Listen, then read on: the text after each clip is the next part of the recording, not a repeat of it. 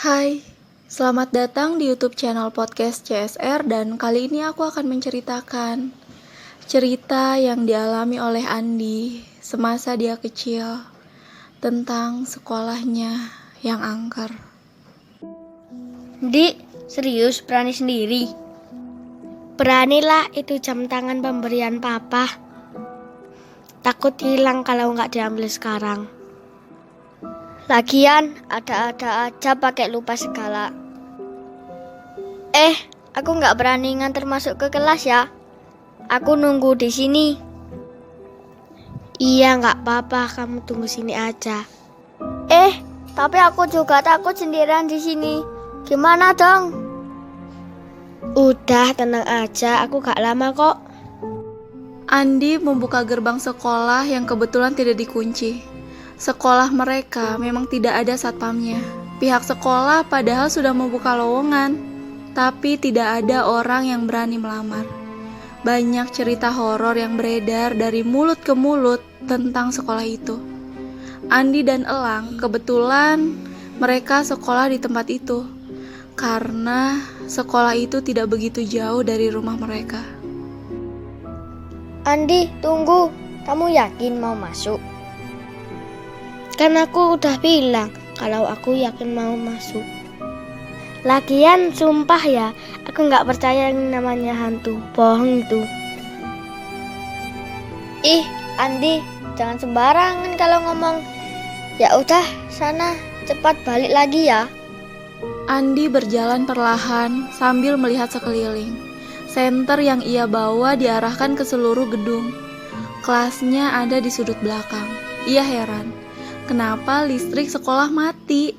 Padahal di perjalanan menuju sekolah, ia melihat listrik di warung-warung pinggir jalan dan di rumahnya masih menyala. Perlahan dan dengan hati-hati, Andi menyusuri lorong sekolahan. Sekelilingnya gelap, hanya cahaya senter yang menjadi penerangan. Ia berhenti sejenak, mengatur nafas. Tubuhnya yang gemuk menjadikan nafasnya menjadi lebih berat. Setelah mengatur nafas, ia kembali melanjutkan langkahnya. Akhirnya ia sampai di dekat sudut sekolahnya. Satu persatu ia melewati ruangan kelas. Kelas Andi berada di paling ujung. Tidak ada rasa takut sedikit pun dalam dirinya. Andi memang anak pemberani. Pintu kelasnya tidak dikunci. Suara engsel berderit saat Andi membuka pintu. Ia menyorot sekeliling ruangan dengan cahaya senter. Bangku-bangku kelas ditata rapi di atas meja. Ruangannya bersih, tidak ada sampah sedikit pun. Segera ia menuju tempat duduknya yang berada di baris kedua paling kanan. Di rogohnya kolong meja, lalu ia tersenyum sambil menghembuskan nafas lega. Andi langsung mengenakan jam tangan itu, setelah itu bergegas untuk pulang. Tapi saat akan menuju pintu, ia melihat bercak lumpur membentuk jejak sepatu seseorang di atas lantai. Jejak sepatu siapa ini? Karena penasaran, Andi mengikuti arah jejak sepatu yang ia temukan. Semakin ia ikuti, semakin ia mendengar dengan jelas ada suara perempuan yang sedang menangis. Dengan suara yang halus dan kecil. Suara yang ia dengar mengarah ke ruangan kelas paling tengah, tepatnya kelas 5A. Ragu-ragu, Andi mendorong pintu. Disorotkan cahaya senternya ke arah jendela paling pojok. Di sana berdiri seorang wanita berambut sepinggang yang masih mengenakan seragam sekolah, lengkap dengan sepatu kulit hitam dan kaos kaki selutut. Berdiri di depan jendela sambil membelakangi Andi. Perempuan itu menangis pilu. Andi perlahan menghampirinya. Hai, kamu kenapa menangis? Kok malam-malam masih di sini? Wanita itu tidak menjawab, malah tetap menangis. Kaki kamu berdarah tuh.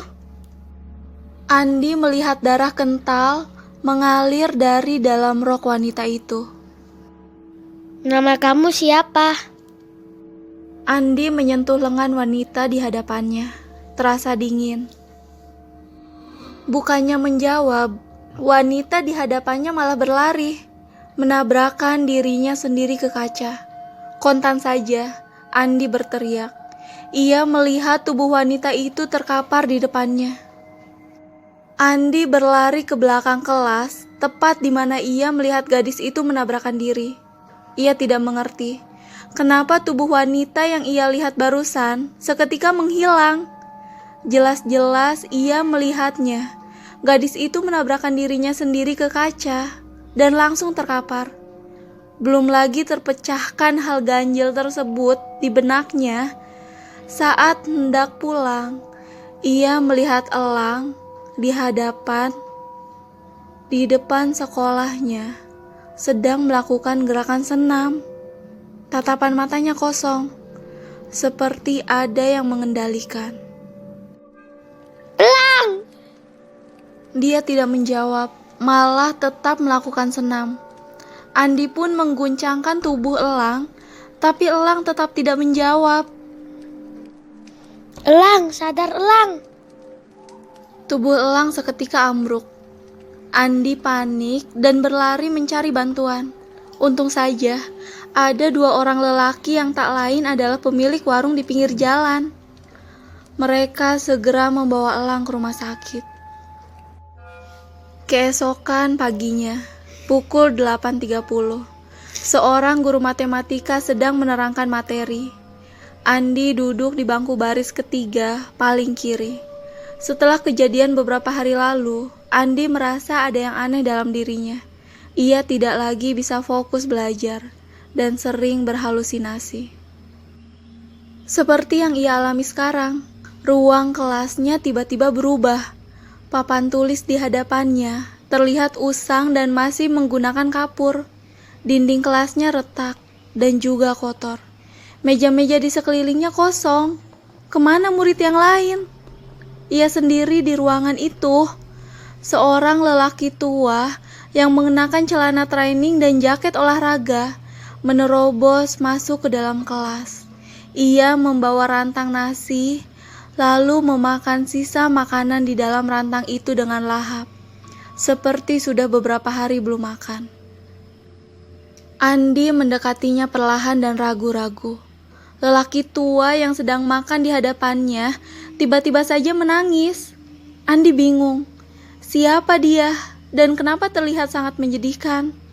Saat Andi hendak menyentuh pundaknya, tiba-tiba Elang menyadarkan halusinasinya. Andi, kamu halusinasi lagi ya? Enggak, ini jam waktunya istirahat. Ayo keluar. Elang menyadari kalau Andi akhir-akhir ini berbeda. Temannya itu seperti tidak lagi bersemangat menjalani aktivitas di sekolah. Ia sering minta dibawa ke UKS saat jam olahraga. Ia juga sering telat dan melewatkan upacara Senin. Elang yakin hal ini ada kaitannya dengan kejadian beberapa hari lalu. Segera Elang pergi keluar kelas untuk mencari Andi. Ia pergi ke kantin, tapi tidak ada. Di halaman belakang pun tidak ada. Biasanya Andi melamun di sana. Dan saat Elang pergi ke toilet, ia terkejut melihat seorang temannya tewas gantung diri di sana. Sontak saja, Elang berteriak mengundang kerumunan siswa lain. Pak Rudi, seorang kepala sekolah, datang dengan terburu-buru membelah kerumunan siswa. Ia terkejut dengan apa yang dilihatnya.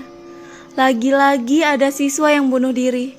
Setidaknya 2 tahun sekali, ada saja siswa yang mati bunuh diri di sekolah itu. Dan tidak jelas apa alasan mereka bunuh diri. Karena tidak ada satupun yang meninggalkan pesan wasiat. 10 tahun yang lalu, sebuah beca berhenti di depan gerbang sekolah dasar. Seorang gadis berwajah oriental, berambut sebahu turun dari beca tersebut.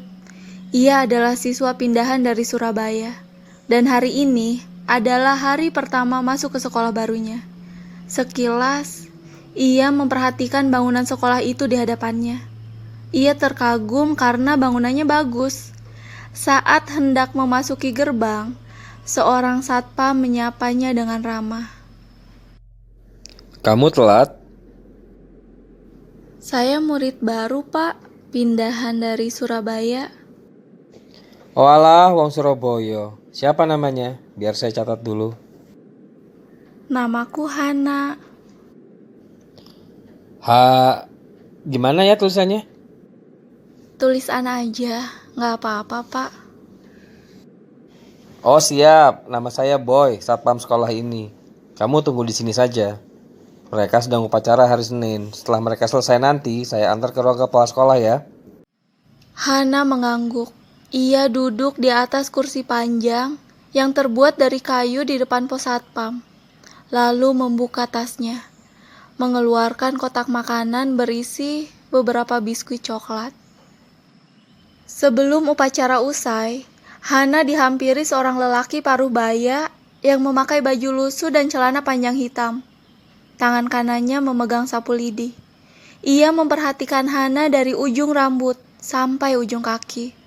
Lelaki itu adalah Pak Ejong, tukang bersih-bersih sekolah. Pak Ejong ini bisu, dan hanya orang tertentu saja yang mengerti bahasa isyaratnya.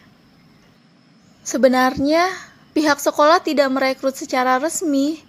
Awalnya dia seorang gelandangan yang setiap hari rajin sekali menyapu daun-daun kering di depan gerbang sekolah. Hal itu ia lakukan tanpa ada yang menyuruh. Lama-kelamaan, Pak Rudi sebagai kepala sekolah kasihan melihat Pak Ejong. Akhirnya ia diberikan upah setiap minggu, sebesar 3.000 perak. Karena Pak Ejong orangnya rajin, ia dipersilahkan untuk membersihkan ruang kelas dan menghuni gudang kosong yang tidak terpakai. Heh, mau ngapain kamu?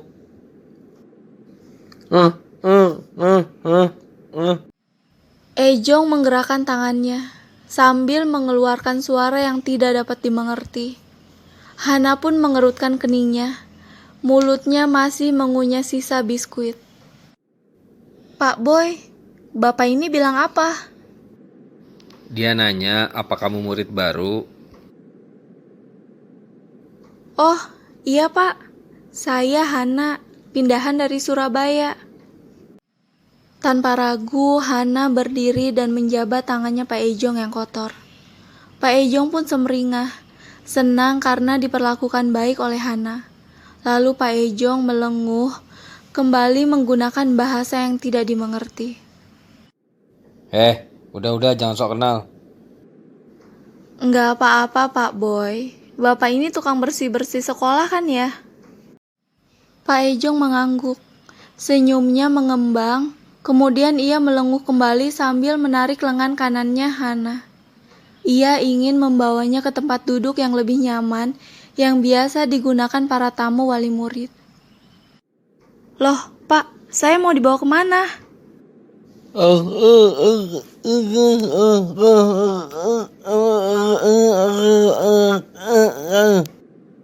Di sini aja, kan lagi ada yang upacara. Tangannya menunjuk-nunjuk ke arah barat. Tepatnya di ujung kelas, ada sebuah sofa yang sengaja disediakan untuk wali murid. Pak Ejong pun menepuk jidatnya, saking bahagianya dengan perlakuan baik Hana. Ia sampai lupa kalau hari ini ada yang upacara. Pak Ejong lalu mempersilahkan Hana duduk kembali di kursi kayu.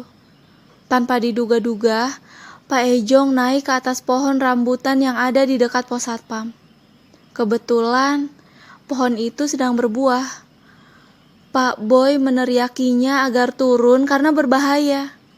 Setelah berhasil memetik setangkai rambutan, ia turun dan menyerahkannya kepada Hana.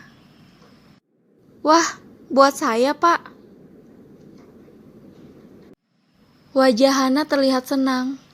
Pak Ejong pun mengangguk sambil terus tersenyum. Lalu, ia menoleh ke arah lapangan. Ternyata barisan siswa sudah dibubarkan. Ayo Ana, saya antar ke kepala sekolah. Hana mencomot 2 buah rambutan dan mengantonginya. Sebelum pergi, ia menoleh pada Pak Ejong dan mengucapkan terima kasih untuk yang kedua kalinya. Setelah mengantarkan Hana, Pak Boy kembali ke posnya. Tidak sengaja, ia melihat sebuah sapu tangan di kolong kursi kayu. Pastilah, itu punya Hana. Pak Boy menoleh ke sekitar. Setelah dirasa aman, segera ia ambil sapu tangan itu, lalu mengantonginya. Dan ia pun masuk ke dalam posnya, mengunci pintu, dan menciumi sapu tangan itu. Anak-anak, hari ini kita kedatangan murid baru ya. Hai semua, kenalin, namaku Hana. Atau bisa kalian panggil aku Ana. Aku pindahan dari SD Mudah Lulus Surabaya. Salam kenal semuanya. Hai Hana. Baik anak-anak, tolong temani Hana dan terima dia dengan baik ya. Iya, Bu. Walau Hana siswa pindahan, tidak butuh waktu lama untuk bisa beradaptasi dengan teman-temannya, juga dengan setiap mata pelajaran.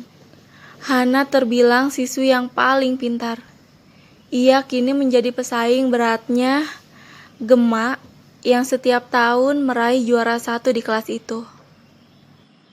Semenjak kedatangan Hana, Gemma jadi lebih rajin belajar. Walau Hana mengancam posisi Gemma sebagai juara kelas, namun tetap tidak ada permusuhan di antara mereka. Keduanya malah akrab. Setiap hari menghabiskan jam istirahat di kantin bersama teman-teman lainnya. Ada hal yang menjijikan tentang Boy, si satpam muda yang sangat mengagumi Hana.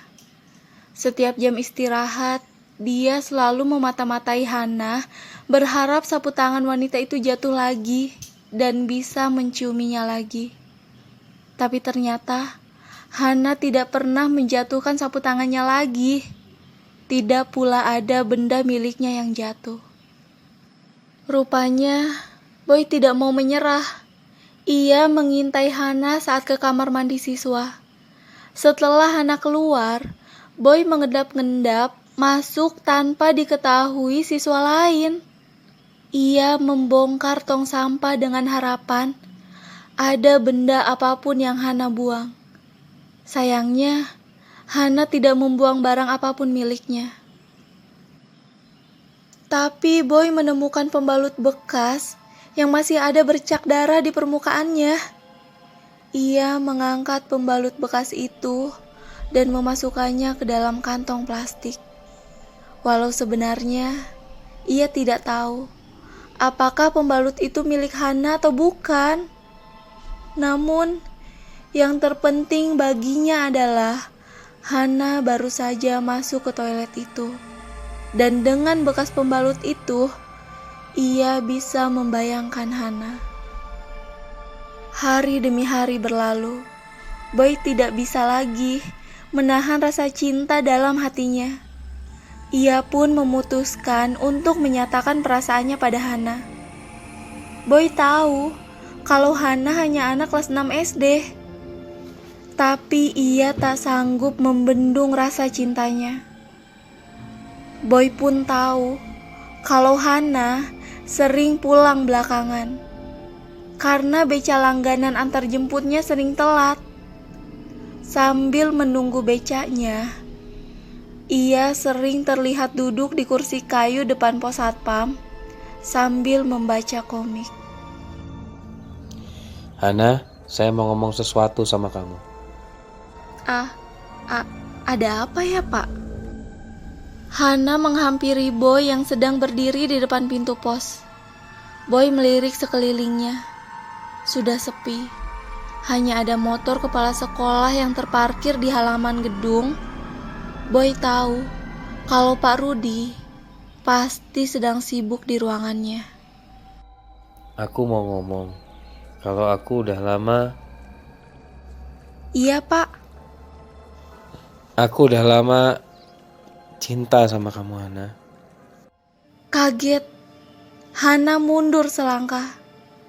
Pikirannya bergerak cepat untuk mendapatkan sebuah kalimat penolakan secara sopan.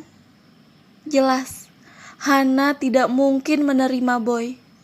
Bukan soal pekerjaan Boy yang hanya satpam sekolah. Tapi Hana masih seorang anak kecil kelas 6 SD. Aku senang kalau ada yang cinta sama aku. Tapi aku masih kecil, Pak. Belum boleh pacaran. Tapi, Pak, kamu jangan khawatir. Kita masih bisa temenan kok. Keesokan harinya, terdengar suara Pak Rudi memanggil. Dengan tergesa-gesa, Boy mengenakan kembali celana dan bajunya. Hana masih hidup. Matanya sayup, bibirnya bergerak-gerak. Ia ingin meminta tolong, tapi tidak bisa. Baju sekolahnya berserakan. Darah menetes dari selangkangannya. Boy telah merampas keperawanannya itu. Sebuah martil diambil lagi dari kolong meja. Hana perlahan menggerakkan kepalanya, menatap Boy. Air mata Hana menetes ke pipinya. Saya cinta sama kamu, Hana. Kita ketemu di surga ya, sayang. Boy tersenyum kepada Hana, yang pada saat itu Hana sudah terkulai lemas. Boy langsung mengambil martil, dan martil itu siap dihantamkan lagi kepada Hana. Tangan kanan Hana terangkat, memberi isyarat agar Boy tidak membunuhnya. Tapi martil itu tetap dihantamkan ke kepala Hana hingga ia tewas. Sebuah terpal menjadi pembungkus jenazahnya. Dengan rapih, ia memasukkan jenazah Hana ke kolong meja. Bercak darah dilap, termasuk darah yang menetes di tanah. Ia gosok-gosokkan tanah itu menggunakan alas sepatunya agar darahnya Hana hilang. Boy. Iya, saya Pak.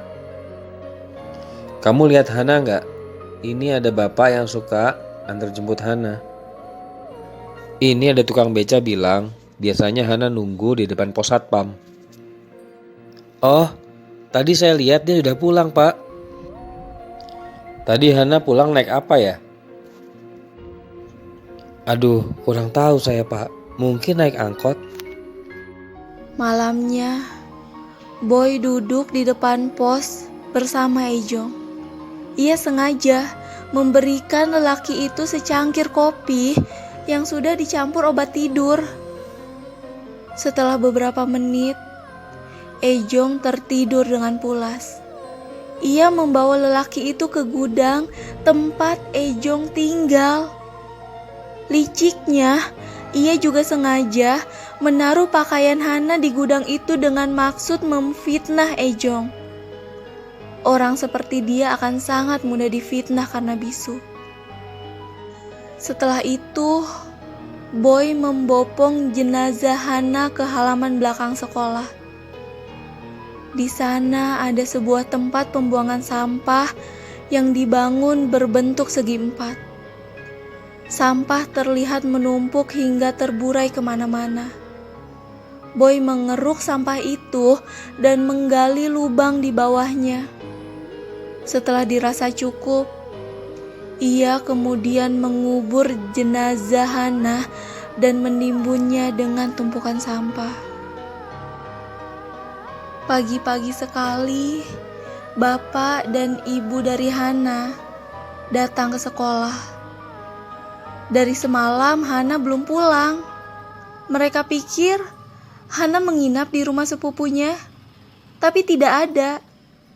Mereka duduk dengan gelisah di depan ruangan kepala sekolah. Pak Rudi yang mengendarai motor bebek muncul dari gerbang sekolah. Kedua orang tua Hana berdiri bersamaan. Mereka pun bergegas menghampiri Pak Rudi. Pak, anak kami hilang, Pak. Dari kemarin belum pulang. Apakah Bapak lihat Hana? Astagfirullah. Yang benar, Bu. Iya, Pak. Kami kira Hana menginap di rumah sepupunya. Tapi ternyata nggak ada, Pak. Tolong saya, Pak. Tolong saya bantu temukan Hana. Kemarin orang terakhir yang lihat Hana adalah Boy. Boy pun dipanggil ke ruangan Pak Rudi. Kedua orang tua Hana harap-harap cemas. Mereka ingin mendengar kabar baik dari Boy. Dengan tenang dan nyaris tidak ada rasa gugup sedikit pun, Boy menjelaskan kalau dia hanya melihat dari jendela kecil posnya, kalau Hana pulang sendirian. Kemarin, waktu kamu lihat Hana, dia naik apa? Nah, itu Pak. Saya nggak tahu. Kabar kalau Hana menghilang berhembus ke semua siswa. Mereka terheran-heran, padahal baru kemarin Hana nongkrong di kantin bersama mereka. Hingga akhirnya, sebuah teriakan seorang siswa yang tengah mengambil tongkat pramuka di gudang ejong membuat geger satu sekolahan. Ia menemukan baju bernemtek Hana. Gudang itu adalah tempat tinggal Ejong. Tanpa pertimbangan lagi, para guru lelaki langsung mengeroyok Ejong. Mereka yakin kalau Ejong telah membunuh murid mereka. Pada saat itu, nyawa Ejong tidak bisa diselamatkan. Ia meninggal karena ada seseorang yang menghantam kepalanya dengan batu, yaitu salah satu guru dari Hana. Hari ini, soal teman Andi dan Elang yang meninggal gantung diri di toilet. Tidak seorang siswa pun yang berani menggunakan toilet itu lagi. Mereka lebih suka menggunakan toilet lain. Jangankan digunakan, melintas di depan toilet itu saja bulu kuduk mereka merinding. Cerita-cerita seram mulai bertebaran dari mulut ke mulut. Mereka bilang kalau kematian teman mereka itu tidak wajar dan ada yang mengendalikannya untuk bunuh diri. Andi dan Elang duduk di kantin sekolah yang kebetulan sedang ramai. Dan juga kebetulan anak yang meninggal bunuh diri itu cukup dekat dengan Andi. Udah, ikhlasin aja. Aku yakin ada yang gak beres di sekolahan kita. Maksudnya? Tiap tahun tuh ada kematian yang gak wajar. Sudah takdirnya kali. Lagian ya hidup dan mati itu Tuhan yang atur. Jadi aku gak percaya sama mitos sekolahan ini yang katanya angker. Sebelum Vika meninggal, dia sempat nemenin aku makan di kantin sekolah. Terus kata dia mendengar ada cewek nangis di toilet. Serius? Iya, aku masih penasaran siapa tuh cewek dan kenapa nangis. Kamu samperin gak? Iya, waktu aku ambil jam malam-malam, tapi dia malah menabrakkan diri ke tembok yang ada kacanya lalu dia menghilang.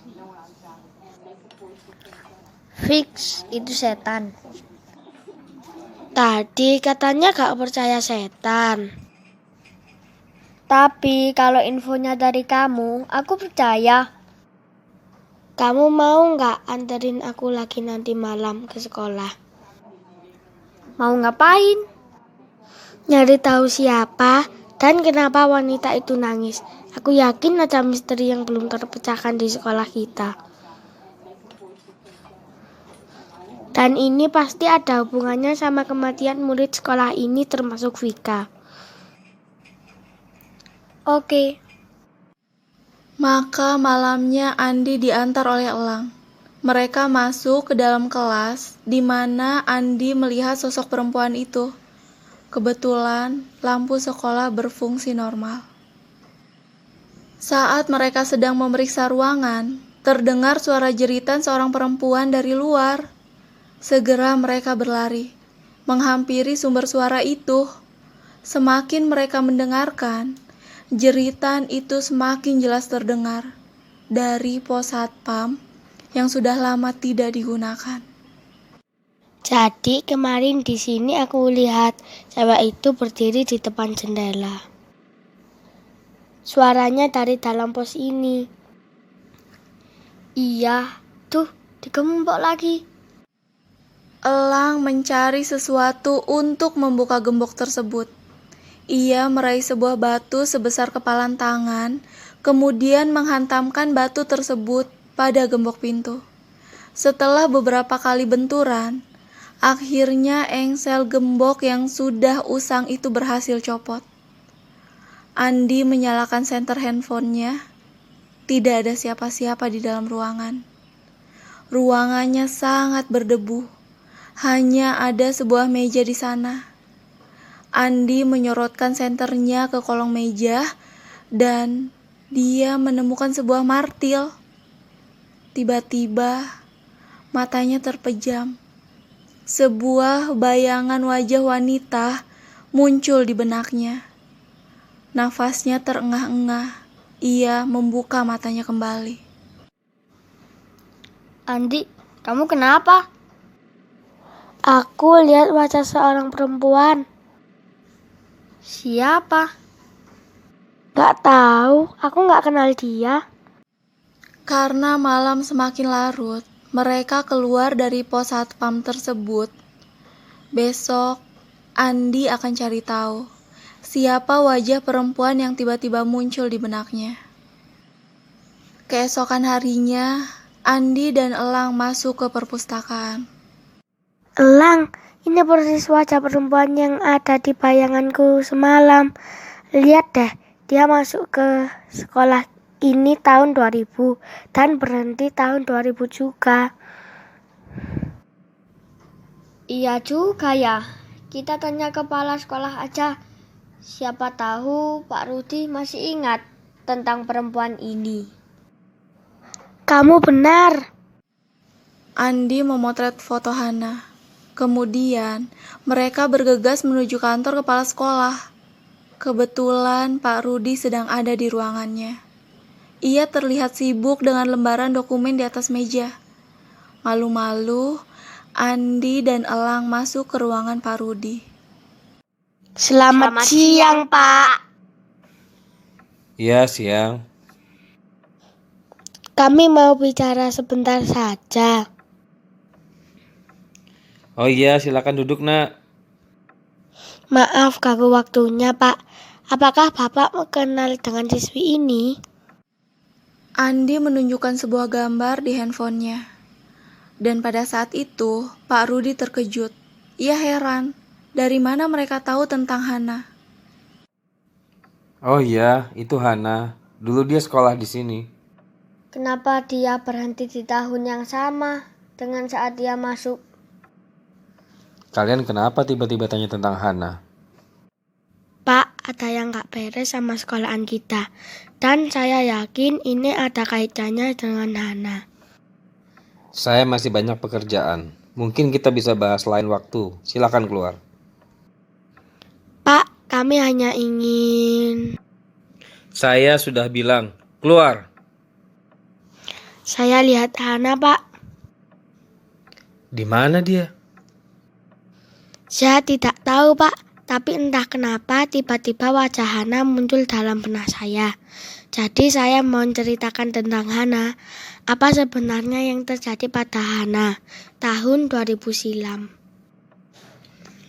Dulu Hana adalah murid pindahan dari Surabaya. Dia sangat pintar dan baik. Tapi tiba-tiba saja dia menghilang secara misterius. Lalu Pak, Karena hilangnya dia, kami menuduh Pak Ejong sebagai pelakunya. Karena baju Hana ada di gudang tempat Pak Ejong tinggal. siapa Pak Ejong itu? Dia tukang bersih-bersih di sekolah ini dulu. Kami belum sempat menyelidiki Pak Ejong, sebab dia sudah lebih dulu mati di amuk guru dan warga di sekitar sini pada kejadian itu. Lalu, apakah ada tanda-tanda Hana ditemukan atau kalau memang dianggap sudah meninggal, apa jasadnya ditemukan? Sayangnya, jasadnya tidak pernah ditemukan. Terus Pak, Tidak ada terus, sudah. Kasus ditutup dan jasad Hana masih jadi teka-teki hingga sekarang. Dari percakapan itu, Andi mulai menemukan sedikit petunjuk. Kemungkinan roh yang menangis di jendela itu adalah Hana, pikirnya. Andi yakin kalau seandainya Hana memang meninggal, pasti rohnya tidak tenang. Jasadnya pasti disembunyikan di suatu tempat. Tapi di mana? Andi semakin bingung. Tidak ada yang bisa menjawab keberadaan jasadnya Hana, selain berbicara langsung dengan rohnya Hana. aku harus bicara sama rohnya Hana. Gimana caranya? Gak tahu. Kita main jelangkung aja. Kamu yakin ini berhasil? Andi duduk di sofa rumah Elang. Ia ragu dengan ide temannya itu. Sementara Elang sibuk merakit boneka jelangkung yang ia buat dari batok kelapa, baju bekas, dan 2 batang kayu kering. Di bagian bawah, ia ikatkan sebuah spidol agar roh Hana itu mudah memberi petunjuk. Di bagian batok itu, ia gambar wajah yang sedang tersenyum. Kenapa tersenyum Elang?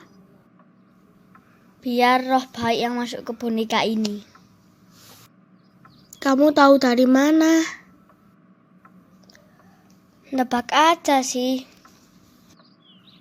Nah, kalau misalnya kamu kesurupan, aku udah download MP3 doa-doa. Biar rohnya bisa keluar lagi dari tubuhmu. Kamu yakin berhasil? Percaya sama aku. Ini demi menyelamatkan nyawa siswa lain. Siapa tahu kalau jasad Hana ditemukan, gak akan ada lagi siswa yang mati di sekolah kita. Malam itu juga, mereka berangkat ke sekolah menggunakan sepeda Elang. Di perjalanan, gerimis mulai turun. Disusul kelebat cahaya kilat yang membuat Elang semakin mempercepat kayu sepedanya. Para pedagang di warung pinggir jalan menutup bagian depan warung mereka dengan terpal transparan. Jaga-jaga kalau nanti hujan lebat. Setelah ngebut, akhirnya Andi dan Elang tiba di sekolah. Mereka segera menuju ruangan, tempat di mana pernah melihat Hana untuk pertama kalinya. Sebuah kertas karton berwarna putih digelar di atas meja. Boneka jelangkung dibaringkan di atas kertas tersebut. Pintu kelas ditutup. Andi dan Elang duduk berhadapan. Boneka jelangkung itu digenggam oleh Andi, sedangkan Elang, dia merapalkan mantra jelangkung yang ia dapatkan dari internet. Sluku-sluku patok, patoke ela-elo, si Romo menyang Solo, oleh-olehi payung munto, mak jentit lulu lupa, wong mati ora opah, yen opah madani bocah. Jelangkung, di sini ada pesta kecil-kecilan. Datang tak dijemput, pulang tak diantar. Tepat setelah Elang membaca mantra, lampu kelas itu padam. Elang celingukan. Ia mencari handphonenya. Astaga, benda itu malah ketinggalan di dalam tas yang ditaruh di sepedanya. Anehnya, Andi yang duduk di hadapannya tidak bersuara sedikit pun, walau lampu itu padam. Andi, astagfirullah, Andi. Tidak ada jawaban. Lampu tiba-tiba menyala kembali. Andi terlihat melotot ke arah elang. Lampu pun mati kembali. Dan saat menyala, Andi tiba-tiba hilang. Elang panik. Ia berteriak memanggil Andi. Tepat di atas karton terdapat sebuah tulisan. Elang memperhatikan pesan di atas kertas tersebut. Sempurnakan aku. Elang menengok keluar jendela. Elang melihat di halaman belakang sekolah, Andi jongkok sambil mengeruk-ngeruk tanah. Elang kemudian menghampiri temannya. Sesampainya di sana, Elang coba menahan tubuh Andi agar berhenti mengeruk tanah. Kulit jemarinya Andi terkelupas hingga berdarah. Sesaat kemudian, tubuh Andi ambruk. Tapi ia masih sadarkan diri. Keringat membasahi bajunya. Parau, ia berkata, "Elang, jasad Hana di sini." Tanpa pikir panjang lagi, Elang mencari cangkul ke gudang sekolah. Digalinya tanah itu. Beberapa kali cangkulnya menghantam bebatuan karena tekstur tanahnya keras dan bercampur dengan kerikil. Nafas Elang mulai berat. Keringat membasahi wajahnya. Entah pada ayunan keberapa, cangkulnya menghantam sebuah tengkorak manusia. Elang terkejut. Ia harus memberitahu Pak Rudi. Besoknya sekolah ramai. Polisi berdatangan. Awak media berkumpul ingin meliput penemuan kerangka manusia di halaman belakang sekolah. Kerangka itu diduga milik Hana yang hilang bertahun-tahun lalu. Kedua orang tua Hana datang ke sekolah. Mereka menangis melihat kerangka manusia itu. Kalau memang benar milik Hana, sungguh kejam pelakunya. Beberapa hari kemudian, hasil tes DNA menyebutkan kalau kerangka itu adalah benar milik Hana.